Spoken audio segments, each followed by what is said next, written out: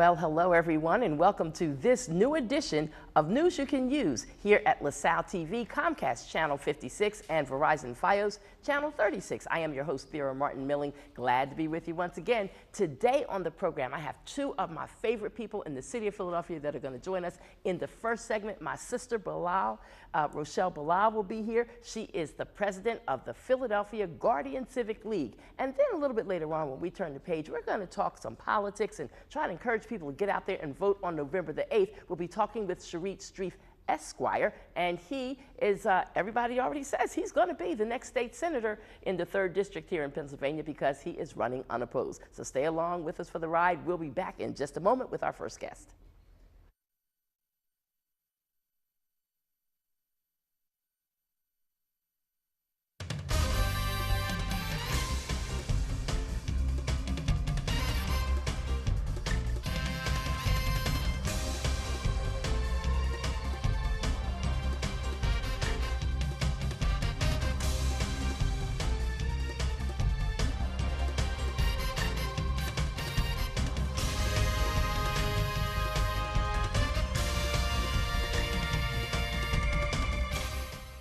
Well, ladies and gentlemen, I have the person with me that I've been dreaming of having on this show for quite some time now. Her name is Rochelle Bilal. She is the president of the Guardian Civic League of Philadelphia, the second woman to have that post and running it well. Good to see you. You too, Thera. Yes, indeed. Now, for people who might not know Guardian Civic League, well, what's that all about?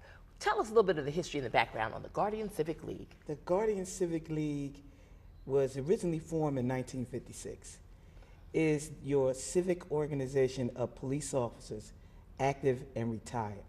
It was started for African American police officers back then because of the disparity in the institution of law enforcement in the Philadelphia Police Department. Fonzo Dill was the first president of the Guardian Civic League. And so it's 60 years this year. Every time I hear his name, I just get this warm feeling all over because I was a young 21-year-old reporter straight out of college, not knowing anything about what it takes to be or to really do being a reporter, just here. And he is one of those that took me under his wing and sort of showed me around. And he also was the first person to ever sign me up for the NAACP. He said, "Oh, you're going to have a membership." And he signed me up that first day I met him, Alfonso Dill. Oh, yeah. Yeah. So I didn't realize that he was the very first president of the Guardian Civic League. Yes, he helped form the Guardian Civic League. And he was a really proud and in-your-face kind of stand-up guy. Oh, like you? That's what it takes, it seems like, to have strong leadership these days. You can't be soft and laid back, it seems like. Leaders have to be, ready to be bold and to speak up and stand up. Well, those first executive board members sort of like laid the foundation in order for our organization to continue to exist, at least 60 years and more. And the Guardian Civic League owns its own building, so it's not like you're going someplace else, you have to rent from somebody. The Guardian Civic League has its home. That's correct, and made sure, those founding members made sure the Guardian Civic had a building owned, there's no mortgage on it, and basically we can continue to do the programs building that bridge between the community and police, at least in North Philly for now. Yeah. Now, I can imagine that back in 1956, when it was first founded, the love might not have been in all of the police departments for officers of color. All the more reason why it was important for you all to get your own organization where you could sort of network with each other, lift each other up when you might have gotten kicked in the gut earlier in the day by somebody who didn't like you just because of the color of your skin, but also to nurture up-and-coming want-to-be police officers. Because as much as you may hear some people say, oh, all cops are mean or all cops are bad. I know that's not true. Of course, you know that's not true. A lot of people know that stuff is not true. There's a lot more, I believe, good officers out here on the streets of Philadelphia and around the country than there are bad police officers who would want to do harm to citizens. Well, there's a lot of good officers on the job. We know we got some bad ones, but see, the press don't pick up the good work that you do. The good work that a lot of Philadelphia police officers do. They don't pick all that up. They will pick the bad things and they will continue to run that day in and day out. And so there are a lot of good police. We know that there are some bad ones, and we're dealing with those. Yes, yes. And so in order to bring new officers on board, and I heard a news report one day last week, I think it was, they said, oh, Philadelphia Police Department is 300 officers short right now. And I'm like, oh my God, we need every officer that we are supposed to have on the street. So where are they? Are they at the police academy in training? New officers coming in? I know that they're accepting applications right now. Oh, they're accepting applications every day. Okay. And so if you want to, I'm telling people to join the force. And here's my reasoning. If you out there talking about what police are not doing, then you join the force and be the change you want to see. Be that police officer you want to see in Philadelphia streets and in the community. Join the force and be that change agent. It's good to talk out there. It's good to continue talking about what police aren't doing. But how about you join the force and be that positive image? Absolutely, absolutely. What kind of things that people should they expect who desire, who dream of being an officer, want to be on the force? Like, I know that there's a serious test that you have to take. Well, there's not so much of a test when you come on anymore. Once you put in your application, there's orientation you'll go through. Physical fitness test, a reading test. And if you don't make it past the physical, you out. You out. Well, they give you 3 chances.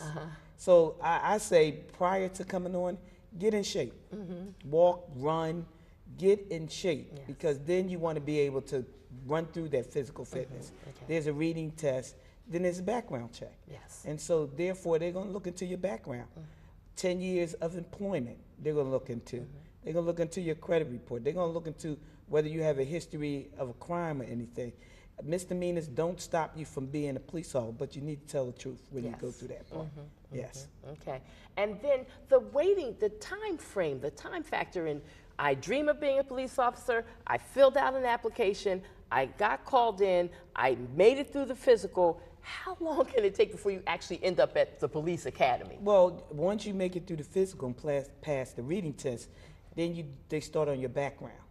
And then as they starting on your background, then you go for polygraph, which is to check to make sure everything you put in that book is true. Yes. And what you say to the police department, and a psychological test. So they want to make sure that you are psychologically fit to be on the department. Right. So those are the things you go through. Once you get through that, they have classes where they put into the academy, then you're going on into the academy and learn how to be a police officer. Okay. Now, one of the things that I saw when I was recently at the Guardian Civic League headquarters was a flyer. And I'm trying to bring up everything that I can in the 15 minutes that we have, because you do so many good things. But there was a flyer about police officers collecting winter coats, so you can help some children or other adults, homeless people, people who just don't have, with winter coats. Our organization is to build the bridge between us and the community. Yes. So we have a lot of programs that we do. Each year, we ask people to come and bring new coats from infant to 18 years old, because we want people that don't have coats to be worn. We have a toy drive, which we have like a holiday celebration at the Guardian Civic League building, and we ask them to bring 2 new unwrapped toys. We ask our members, while they are out there on patrol, if they find a family out there that would benefit from us lighting up their lives during the holiday, giving them toys, then they need to give us their name, address, sex, and age, so that we can make sure that we brighten their lives up during the holiday. And we have a lot of programs. We got a Steer Straight program. Steer Straight is for the police officers. We have the recruits, before they graduate, 8 hours, so that we can tell them what could cost them their career. And we adopted a shelter. We have a 1-day boot camp. Means if your parents out there, if your child seems to be getting off the straight and narrow, well, you need to call our organization, because we take 1-day boot camp takes them through the system, from the streets to the district to Temple Hospital to show the effects of bullets, to the prison, because we want them to look at that, because it's not like it's seen on TV. You don't get those amenities. And so we want to let them know that this is where you can go if you don't straighten up your behavior. So that's our one-day boot camp. And this year is our 60th anniversary. Yes, happy birthday. Which we are very proud to have. We're having a big celebration, 60th anniversary. We're giving away 21 scholarships to young people going on to further their education. Yes. Okay. And we're giving awards out to community people and members who are out there doing more than what's called for, going above and beyond. And this year is really special to us. Sergeant Sylvia Young, female officers that were shot, the latest one. And we are so glad she's still here. Yes. So she received the Heroism Award from us. Oh, that's wonderful. And so we're excited. And I heard from a gentleman who was an inspector back in the late 50s, early 60s. His name is Arthur Matthews. He has a book out, and he told me that he is going to be giving away his book at your 60th anniversary celebration. Every person that comes gets a book. Nice. Yes, because he did the history of policing in Philadelphia. And so he's eager to make sure that everybody there gets that book. And he's also an awardee. He's going to be a recipient of getting an award from us. Well, I'm going to look forward to this activity. And some people who are watching the show, it will not have happened yet, but as we get towards the end of the week, it will have happened because the event, the 60th anniversary celebration for the Guardian Civic League, is on Saturday, October the 29th. So for those of you who see the show after then, oh well, we may have missed it, but the history is there. And if people want to know more about the Guardian Civic League, if parents or other caretakers of children who might be acting like they need to get a little knock on the head and want to come through your Scared Straight program, Steered Straight program. No, the one-day boot camp is for them. The one-day boot camp. That's correct. What number should they call? They can call the Guardian Civic League at 215-763-0490, 215-763-0490. And our administrative secretary, Elaine, she will answer the phone and give them all that. I forgot one more thing. We do a summer enrichment program. We raise the funds all year for children 7 to 13. And so that it starts right after they get out of school and it goes to close to the end of August. We enhance their reading, math, and science. They also go swimming every other day. They go on trips. We want them to have a good summer and a safe summer. And all they family pay is a $50 registration. We raise all the funds to do everything else. That's a beautiful thing. And so the Guardian Civic League is making a difference. I guess I should say you all at thebomb.com because you got it going on over there at 1516 West Girard Avenue. We love our Philadelphia Guardian Civic League and the work that you all are doing. We admire you so greatly and for taking a stand against the national FOP on their decision recently to endorse the Republican candidate for president. I thought that was a strong, daring stand that you took. I don't know how they could have did that. And it's not just Philadelphia. Members of civic organizations around the country are also calling for them to rescind that and take a stand denouncing their support of that GOP candidate. All right. Well, Ms. Rochelle Bilal, thank you, my friend, my sister. I love you. I respect you. I appreciate you for being on the show, and I can't wait till you come back again another time to tell us some more about the Guardian Civic League. Have a great day. Thank you. Okay, we're going to keep it moving as we go forward. In the next segment, we got to talk about the election because it is around the corner, November the 8th. You got to do the two-step. Make for sure if you already registered, you go and vote on November the 8th. We'll be back with Sharif Street in a moment.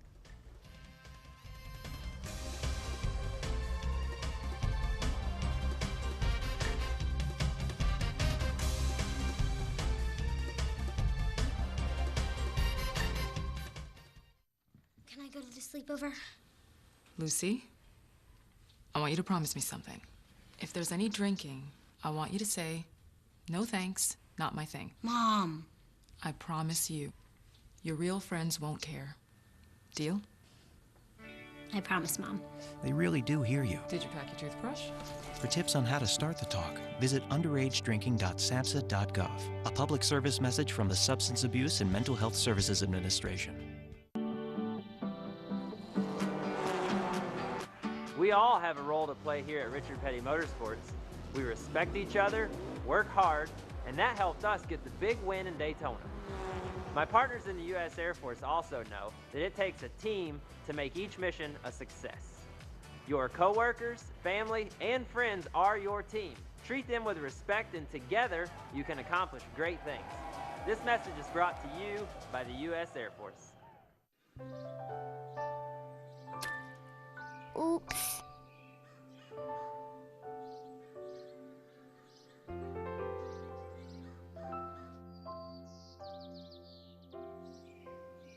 Uh-oh.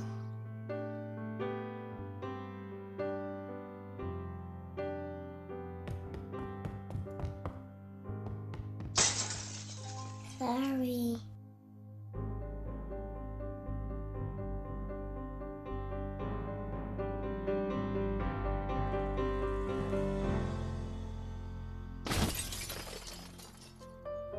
Get on top of it before they do.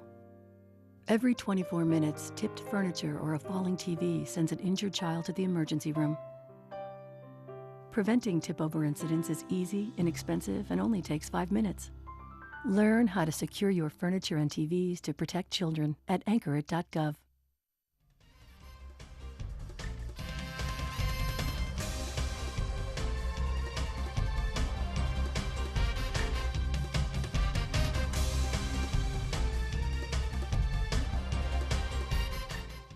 Well, hello, everyone. We continue with this edition of News You Can Use. I am your host, Thera Martin Milling. And in this segment of the program, we are talking with a young man who is getting ready to be sworn in January as the next state senator from the 3rd Senatorial District here in Pennsylvania and Philadelphia. In fact, taking over the seat of State Senator Shirley M. Kitchen. And we're excited for you and what is to come in the future and the leadership. And it's so funny because no matter where I go, all around town, not just North Philly, mind you, Sharif, I'm hearing people say, Senator Street this, Senator Street that. So they've already proclaimed you and put you in office even before the election day. And I don't think it's cockiness at this point because you got it. Well, you know, I'm pleased to have the support of so many people, and it was an overwhelming victory in the primary, 99.5% of the vote, and the support we've gotten has been great. I will say that, you know, we have a lot of challenges to face in the Commonwealth of Pennsylvania. Senator Kitchen has done a great job taking care of the people of the district, but we got a lot of work in front of us to do. We still have to fund schools. And we have to make sure neighborhoods are safer and people get a fair shot at jobs and economic opportunities. Right. Well, I was really pleased when over this past summer of 2016, August the 12th to be exact, you came to the business quarter for North 22nd Street and you participated. You walked along with us on our business tour with our his title, Commerce Director for the City of Philadelphia, Mr. Harold Epps. And you were talking to the business owners as you were going, and you were talking to the top layer of people from the Commerce Department and sharing your ideas with them. And I could see that you engaged them, and they were paying attention to the ideas that you shared. Well, you know, it's exciting. There's so many opportunities, and you guys, by the way, do a great job with the 22nd Street corridor. It's really a model corridor, but even in a model corridor, there are a lot of things. Businesses can be supported. We have some businesses that have done well and have become famous, like Denise's Bakery, which is a destination bakery. But there are a lot of other businesses, some of the barber shops that are there, and some of the other stores just need to be supported. You know, I really thought that facade treatment and just doing some of the advertising to let people know about the treasures in the neighborhood can be very important. And small businesses employ more people in our fastest growing sector of the economy, and so we've got to support those businesses. If you could pick maybe just 2 things, maybe 3 if you feel like it, issues that you think are just front burner issues for this 3rd Senatorial District, what would they be? Well, I think one of the 3 issues, one, education financing. Most people in the 3rd Senatorial District have their children in public schools, whether it be charter schools or district-run public schools. They're public schools because most folks don't have the money to pay for private education, and education is a gateway to allowing people greater opportunities. And so it's one thing for people not to have the opportunities. It's another thing to not let future generations have an opportunity to compete equally. So we have to get full funding for and high quality public schools for our young people to go to school in. Another issue that's really important is it's hard for people to concentrate, and it's hard for anything else to happen if neighborhoods are unsafe. Right. We really do have to deal with safety, and there's so many things that contribute to that. But one of the biggest contributors is the economics. Poor people in poor and stressed situations are more likely to take things in their own hands. And so we've got to deal with a stronger economic base, which means bringing jobs to the community, making sure there are entrepreneurial opportunities for business people, and removing barriers to entry in the marketplace. There are too many people who've made a mistake and can't enter the marketplace because they're ex-offenders, and we've got to remove some of those barriers. People should be held responsible for their activities, but then at some point we've got to let people move on with their lives and truly rejoin society.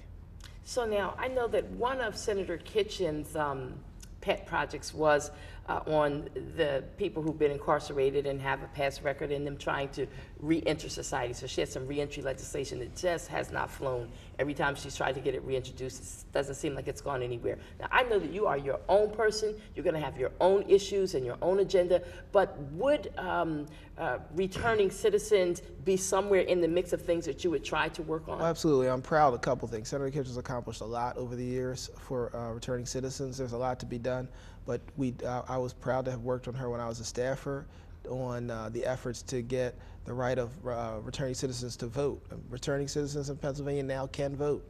So even if you've been formerly incarcerated, once you're home and you're out of the government's custody, you can vote, even if you once were locked up. And that's not the case everywhere in the country. And when she first became senator, it wasn't the case, and we worked hard to make that a reality. Ultimately, it was both legislation and litigation, and we won on the litigation side, but we supported that effort. Another thing is she recently did have, and I think this month is the first time it's going to be implemented, legislation that expands the categories of sentences that can be expunged to include misdemeanor 2 and 3s. Now, those are great victories, but there's a lot of work that needs to be done. There are barriers to employment in certain whole industries because you've had a record. There are barriers to being able to receive certain kinds of housing subsidies. Some of those need to be looked at. Clearly, if a crime has a relation to the field that you want to participate in, that makes sense. But a person who committed a crime shouldn't be barred from employment in the vast number of fields and for a period of time that is unending. Yeah. So we got to put some limitations. We got to be reasonable about this because if we want people to reintegrate in society, we got to let them have employment so they can be part of the family. So whilst I'm my own man, I share many of Senator Kitchen's values.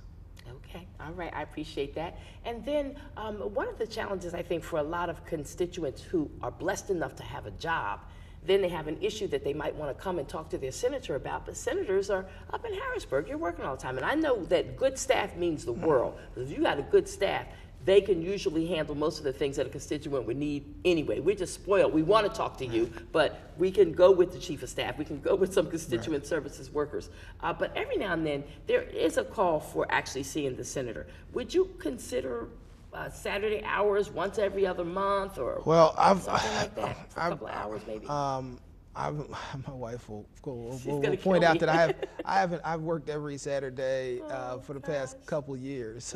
So I pretty much consider this to be at least a 6-day and sometimes a 7-day-a-week job.